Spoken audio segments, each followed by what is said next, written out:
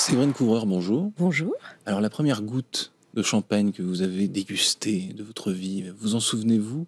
Et quel était ce nectar, précisément? Alors, m'en souvenir, ça va être très compliqué, mais je suis à peu près certaine que j'en ai eu pour mon baptême. Ah, une goutte. la mémoire, pas plus, en effet, un petit doigt. Mais c'est peu... un peu loin, quand même. Oui. Ouais. Mais du coup, vous ne savez pas quel champagne c'était? On ne vous a pas dit ensuite? Non, après, je sais que dans la famille, quand il y avait du champagne, c'était soit du Canard du Chêne, soit du Ruinart à l'époque. Donc, je sais que c'était les deux marques qu'on avait. Et puis voilà. Mais non, j'ai eu qu'une petite goutte, parce que quand même, bébé. Consommé avec modération. Avec modération. Absolument. Voilà.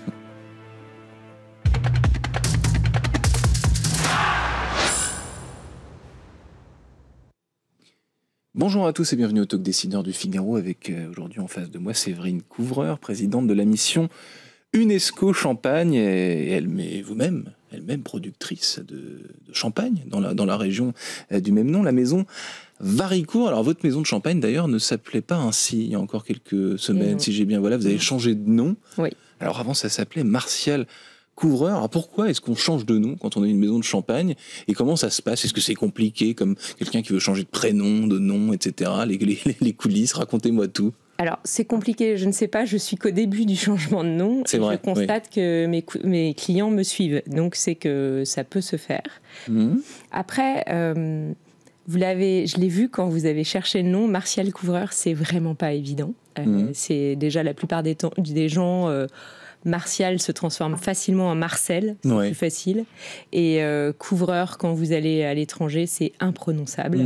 Donc, en fait, on s'est dit, il va falloir simplifier. Mais surtout, c'est que dans notre village, à Rilly, la famille Couvreur est très représentée. Donc, les marques de champagne sont pléthores. Et donc, on avait vraiment besoin aussi de trouver notre propre place. Et donc, on s'est dit, il faut qu'on change de nom et qu'on ait un nom qui, à la fois, sonne bien français, mais qui soit en même temps facile à prononcer. Et le plus grand risque qu'on court finalement, c'est qu'à l'anglo-saxonne, on dise very cool, mais je veux dire, ça reste tout à fait prononçable. Oui, ça reste donc, prononçable, en fait, et ça sonne très français. Ça sonne très français. Donc là-dessus, on cochait toutes les cases. Et puis, c'est un peu l'histoire qui fait, c'est qu'on cherchait un nom, et dans ma belle famille, il y a un arbre généalogique assez étoffé, et il y avait une branche de la famille qui était morte.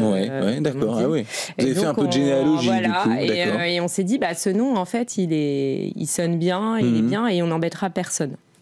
C'est quand même le problème, et surtout le champagne ne peut pas se permettre d'aller, nous qui faisons la guerre à tous les gens qui veulent prendre notre nom champagne, on va quand même pas se permettre d'aller prendre des noms qui pourraient donc trouver un nom qui plaît, qui soit ok pour le business et que tout le monde peut vous suivre, et surtout ne vexer personne et ne titiller l'ego de personne. Alors, le seul ego qu'on a titillé, c'est malheureusement celui de mes beaux-parents, qui forcément, c'est difficile de faire accepter un changement de nom, qui plus est quand c'est le nom d'une famille, qui travaille depuis des générations en Champagne.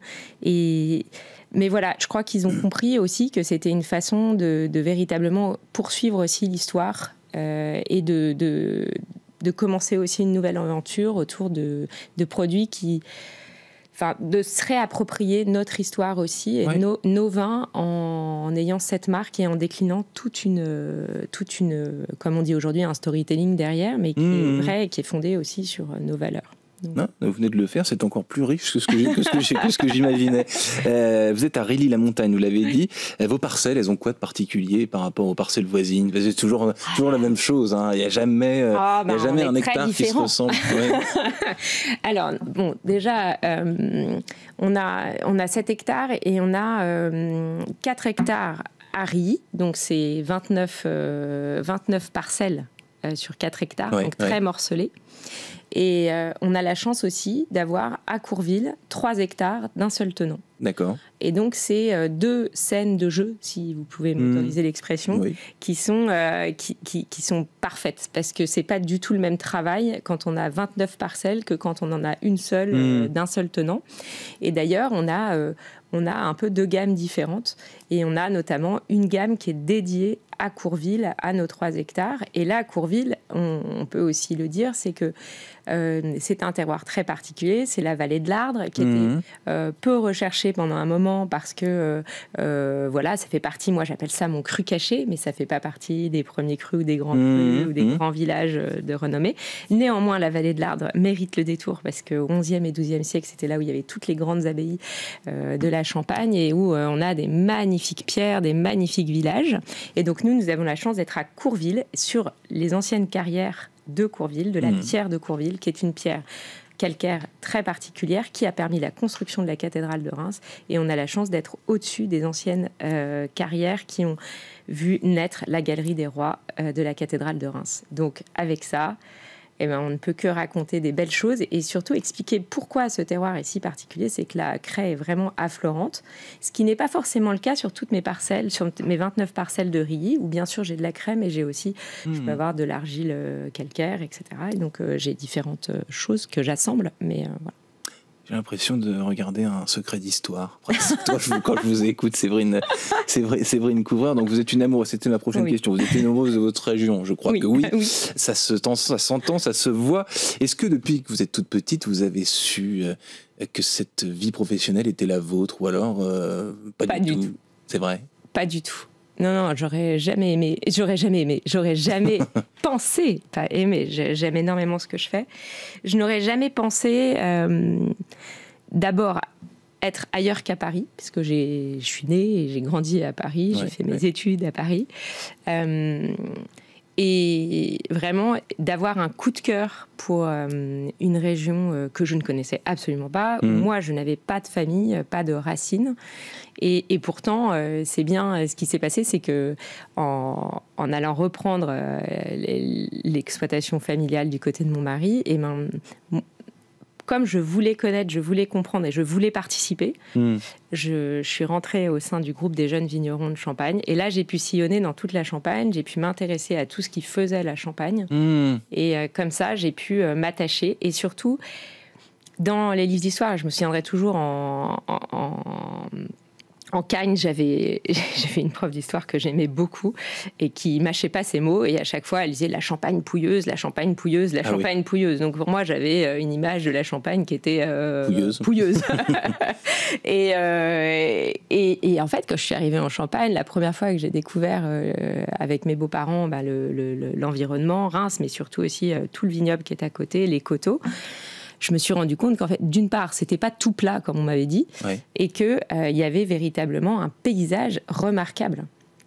Et voilà pourquoi on a eu une inscription en 2015. C'est qu'on a un paysage culturel remarquable. Nous allons en parler, ne vous inquiétez pas, mais vous n'êtes pas tombée dans la marmite toute petite, vous êtes tombée un peu plus tard. C'est ça qu'on retient. Donc oui, effectivement, j'ai dit en préambule, vous êtes présidente de la mission UNESCO Champagne. Alors on ne peut pas dire UNESCO Champagne. La mission et si UNESCO je le dis, Champagne. on ne peut pas. On doit dire mission coteaux, maisons et caves de Champagne, patrimoine mondial. Ah, c'est plus long. Oui, ce qui ne facilite la vie de personne. Vous avez raison de le dire. Mais comme ça, c'est on l'aura dit. On l'aura dit. Et comme ça, ni vous ni moi ne nous ferons taper sur les doigts parce qu'on n'a pas employé la bonne dénomination. Mais pourquoi? Tout simplement parce que l'UNESCO, c'est l'UNESCO. Et après, les sites inscrits au patrimoine mondial sont nommés par leur valeur universelle exceptionnelle. Nous, ce qui est inscrit, c'est vraiment les coteaux, les maisons et les caves. Voilà. C'est très clair, nous l'avons dit. Ça fait 10 ans, c'est l'anniversaire. Oui. Et donc bravo. Quels sont vos enjeux, vous, à la tête de cette mission? Moi, mon enjeu, c'est déjà de réanimer la flamme. Parce que 10 ans, c'est réanimer court. la flamme? Oui, en fait, 10 ans, c'est court. Et en même temps, on a besoin d'engager, de réengager des gens. C'est-à-dire qu'on a beaucoup de gens qui sont engagés derrière cette inscription et qui valorisent et qui protègent beaucoup de choses. Mais en même temps, c'est bien de tous se refédérer pendant un an autour de ces 10 ans pour se dire, OK, alors voilà, ça fait 10 ans, qu'est-ce qu'on a fait et qu'est-ce qui reste encore à faire? Parce que finalement, quand on a été inscrit le 4 juillet 2015, eh bien, c'était qu'un début. Et parfois, une inscription au patrimoine mondial, on a l'impression que, voilà, c'est cocorico, on l'a eu, c'est gagné, c'est super, et il n'y a plus rien à faire. Et en fait, ce n'est qu'un début. Et c'est comment on garde cette inscription, parce qu'il ne faut jamais oublier qu'une inscription au patrimoine mondial n'est pas acquise. acquise. Okay. Elle peut se perdre. Il y a des sites, et notamment l'Europe est un peu sous le feu des projecteurs parce qu'on est considéré quand même comme des pays riches, capables d'entretenir leur patrimoine, ce qui n'est pas forcément le cas de tous les pays du monde. On le sait bien en ce moment avec les guerres et un certain nombre de conflits et de problèmes humanitaires. Donc là, nous, on a cette chance d'être en paix, de pouvoir entretenir. Ouais. Et donc, on a ce devoir de faire attention. Et c'est vrai que dans ce cas, quand on dépasse les bornes pour l'UNESCO, on peut tout à fait perdre une inscription, ce qui est arrivé à Liverpool, ce qui est arrivé à Dresde. Voilà. Et donc, il ne faut jamais l'oublier.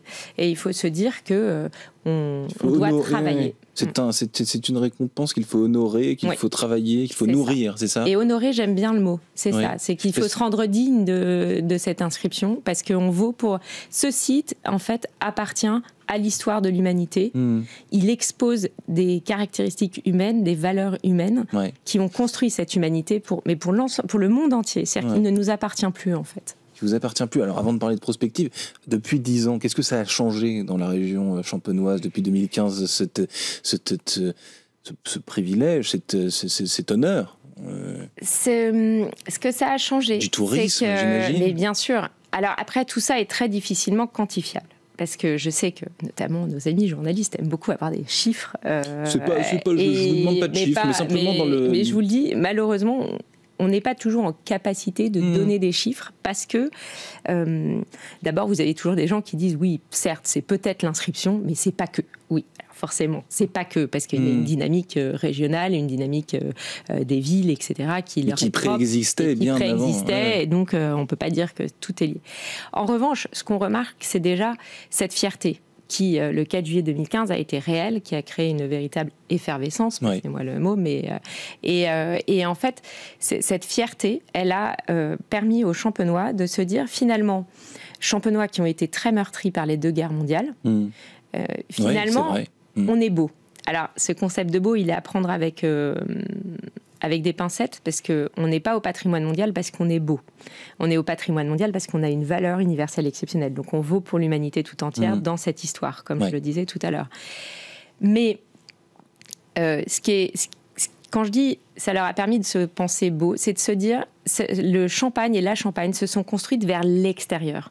On est allé chercher les clients. On est une des marques de vin qui est allée vraiment conquérir le monde très tôt. Et les cours européennes d'abord, mais ensuite, lors de la révolution industrielle et tout ça, on est allé à travers le monde. On a exporté partout. Vous diriez que la Champagne, ce sont les grands conquérants français En tout cas, ça en fait partie. Et ça en fait partie, et c'est toujours le cas. C'est-à-dire que dès que vous avez que ce soit d'ailleurs aujourd'hui, forcément les grandes marques, les grands patrons de maison, ils sont tout le temps par Mons et par Vaux, et c'est le cas de le dire, et à travers le monde. Et si vous prenez aujourd'hui les vignerons qui développent énormément aussi leur commerce à travers le monde, si vous voulez que votre marque existe, il faut aussi qu'elle existe à l'international. Donc l'export pour le Champagne et la Champagne, c'est quelque chose de très important. Mais ce qui fait qu'à un moment donné, il y avait cette idée de... en fait, il n'y a rien à voir en Champagne. Tout ce qui se passe, c'est autour du Champagne, et puis dans le monde entier, et on accueille, on sait bien recevoir, etc. Mais... Alors, après, vous aviez quand même des grandes maisons qui accueillaient leurs VIP et tout ça, et qui avaient développé beaucoup de l'alcool. Et c'est sûr, c'est elles qui ont développé en premier l'énotourisme, qui ont accueilli et qui ont créé ce système d'accueil. Puis là, vous pourriez me lancer sur l'architecture, tout ça, qui sont des témoignages de tout ça. Et c'est vrai que... Voilà. Mais donc, on a donné à voir ça. En fait, on a révélé aux Champenois ce patrimoine qui était chez eux, et comme quoi, en fait, ils avaient des choses à montrer chez eux. Il nous reste une petite minute. Je vous en prie. C'est passionnant. Les jeunes sont passionnés, d'ailleurs. Est-ce que les jeunes générations, les jeunes Champenois sont passionnés ? Est-ce que cette histoire, cette intensité romanesque autour de cette région leur parle ? On essaie de les passionner. Je pense que vous voyez, ça c'est un de mes enjeux des 10 prochaines années. C'est d'être encore plus proche de la jeunesse. Parce que les 10 premières années ont permis de poser des fondations.